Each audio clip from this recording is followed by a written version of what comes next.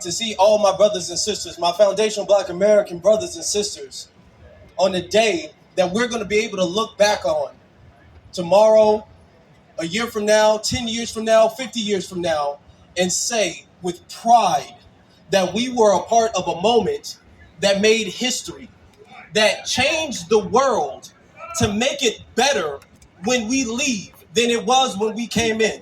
And that's the point of why we're here today. We're not just here to complain. We're not just here. We're not just here to complain. We're not just here to come together and march. We're not just here to try to change the hearts of the people who oppress us. We're not just here to try to show our humanity. We're here unified together, standing together to say what we demand, we're going to get. We're here to say everything we say, everything we demand, everything we're owed, we're going to get, and we're not going to compromise for anybody with anything. We're doing this for ourselves. I'm doing this for you. You're doing this for your brother. You're doing this for your sister. She's doing this for her brother and her sister. But more importantly, we're doing this for the next generation. We're doing this for the generation that's going to come after them and the one that's going to come after them, so they don't have to live in an oppressive system that we had to live in. An oppressive system of white supremacy. The system of white supremacy that subjugated us, that oppressed our ancestors, that came to our land and enslaved us. Because we were here. This is our land. This is our land. Enslaved us for generations, making us build the wealth so they can have it all. Yes. Physically chained us, but even worse than that, not taking just our freedom, our physical freedom. They stripped us, robbed us, a lot of us, not all, but a lot of us, of our own humanity. They told us that we were less than human beings. They told us that in a land our people are from, we don't really belong here. They told us that even though we built all the wealth, there would be none here had it not been for us. We aren't owed anything. All of it belongs to them. And then they told us, or they tell us now, that slavery, that's a thing of the past. Racism, that's a thing of the past. And anytime you say anything now, you're just complaining and you don't want to pull yourselves up by your own bootstraps. You're just lazy. You just don't want to work hard. Why are you complaining? That's what they tell us. They tell us, even though we're the last to get hired, the first to get fired, we're the least paid, you need to show up to work with a smile on your face anyway. Don't complain. They tell us that it doesn't matter if the police, race soldiers, target you, target your women, target your babies. When they pull you over, you say, yes, sir, and you smile.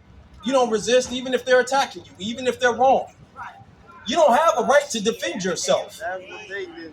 The wealth that your people built, our ancestors built, that belongs to them. They tell you that simple human rights, the right to live as a human being in the land that your people are from, that's a privilege that you should be thankful for. You should thank them for the privilege to have any right, because they can give it to you or they cannot give it to you. And any right they give you, you should be thankful for them. And to be honest, for too long, that's been working on too many of our people. For too long, our people have thought this is just the way life is. We have to find a way to work within the system to make life better for ourselves. We have to find a way to get them to like us more, to see our humanity, to recognize us as people, and maybe we can convince them not to oppress us. That's what enough of us have been thinking. That's why we're in this situation now. The definition of insanity is doing the same thing over and over and expecting a different result. And enough of us, due to the system of white supremacy and the oppression that our people have faced, have gone insane.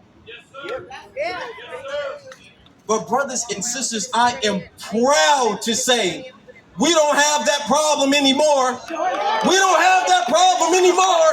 We don't have that problem anymore. See, we know the answer now. We know the answer now. The answer is black empowerment. The answer is not sitting there trying to acquiesce to them, is not trying to apologize, be friendly to them. We know what the answer is, and you know what the answer is because you know who you are.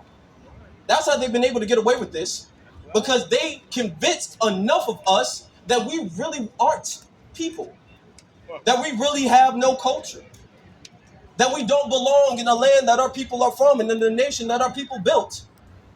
But now, when you know yourself, you know who you are, you know who your brother is, you know who your sister is, you will have a sense of empowerment, and that is the answer, my brothers and sisters. That's the answer. So when they tell you, we don't have enough money for reparations, you say, no, that's the answer. Yes, you do.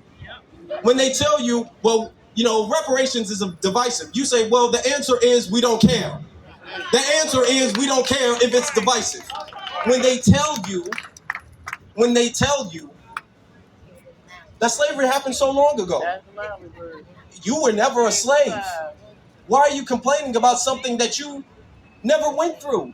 Your parents never went through that.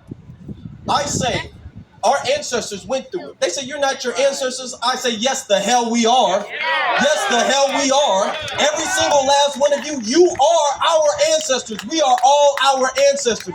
If you owe our ancestors something, then God damn it, you owe all of us something. That's the answer. That's the answer. So when they tell us that we need to follow the system, try to get along with them, it doesn't matter that we're not going to get anything for it. You should vote anyway. It doesn't matter if you're going to get underpaid. You should show up to work anyway. It doesn't matter. If the police pull you over just for being black, you just pull over and say, yes, sir, anyway, step out the car. Hopefully you don't get shot. And we say hell no to all of that stuff. We understand the solution is our empowerment, and our empowerment is uncompromising. Our empowerment is not meant to make them comfortable. Our empowerment is meant to make them uncomfortable. And we will make them uncomfortable. Because the only way they can suppress a people is by not doing it physically, but doing it mentally, doing it emotionally, doing it psychologically. That's how they've been able to win for all these years.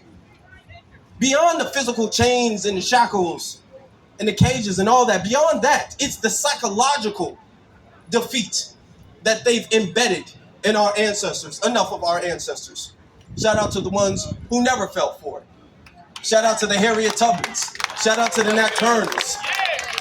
Shout out to the John Horses. Shout out to them brothers and sisters. I could be here all day naming names. I could be here all day naming names. This is the moment that we're going to look back on and say we're next to brothers and sisters, and tomorrow is going to be better than today, because each and every single one of us is going to put our empowerment in front of every single decision that we make, in front of everything we think about. So we know for a fact that their school systems don't empower our children. We know that. So what do? We build our own schools. We know that their jobs fire us first. We know that their jobs pay us less. So what do? We build our own jobs. We know that their societies don't want us in there.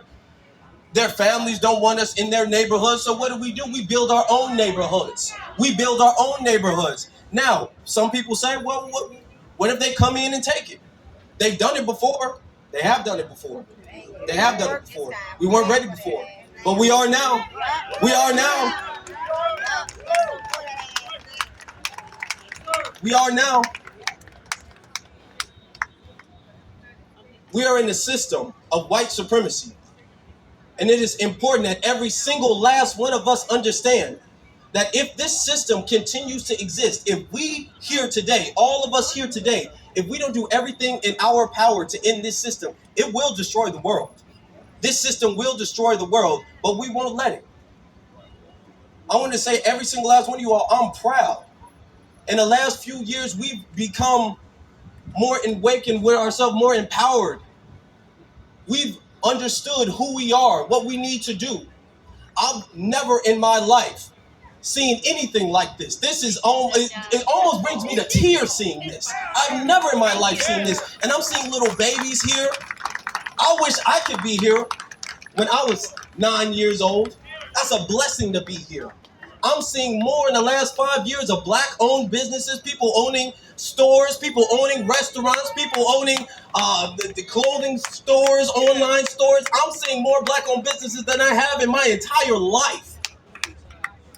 I'm seeing more Black people join the profession, join nursing, being doctors, being engineers, being lawyers than I have in my entire life. And not just the Black faces in the high places, the on-code foundational Black American brothers and sisters. Right. Empowerment is not something you do today. It's not something you do at a rally. It's not something you do here and there for Black History Month. It's something you do every single day. And every single day, brothers and sisters, we're doing that. We're doing that every single day. Every single year, you see Black people more empowered than they were the year before. That's progress. That's what white supremacy fears, because when they tell you you're not nothing, then you think you're not nothing, then you won't do anything. But when you know you are something, then you know you can do something, then you will do something, and that's what we're doing.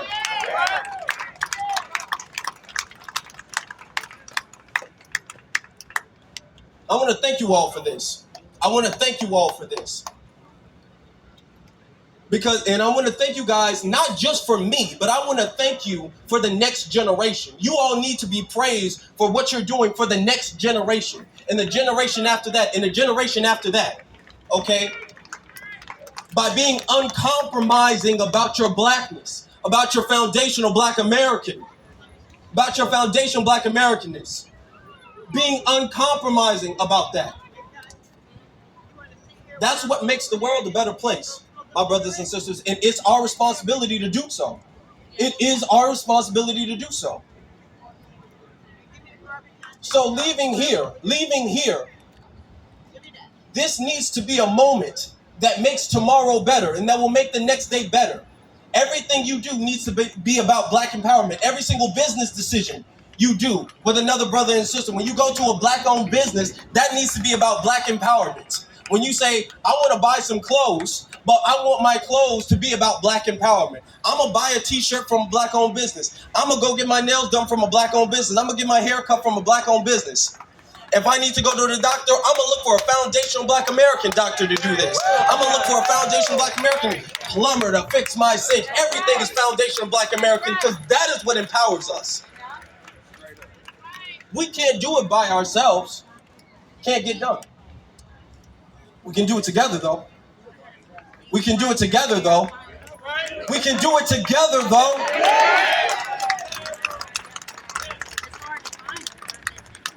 The system of white supremacy will end. It's not an if. It's not a hope.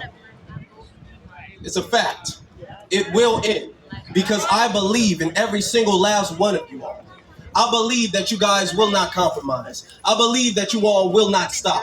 I believe that you guys will strive to be better people tomorrow than you were the next day, and strive to be better and better every day, not only for yourself, but for your brother and for your sister and for your kids and for their kids and for your nieces and for your aunties, for your uncles, for your grandparents, for the next generation, people you will never meet. You are working to make the world a better place for people you will never meet. And that is the most beautiful things a person can do, to make the world better. So when they leave, they know my actions change the world for the better. This is what we do as foundational Black Americans. We've always changed the world for the better. Who knows what the world would be? Who knows what the world would be without us? Brothers and sisters, today is a moment in history. Look around, see all your brothers and sisters who are standing shoulder to shoulder. united with you guys for one cause, to dismantle the system of white supremacy and replace it with a system of justice. We have Foundation Black American rallies.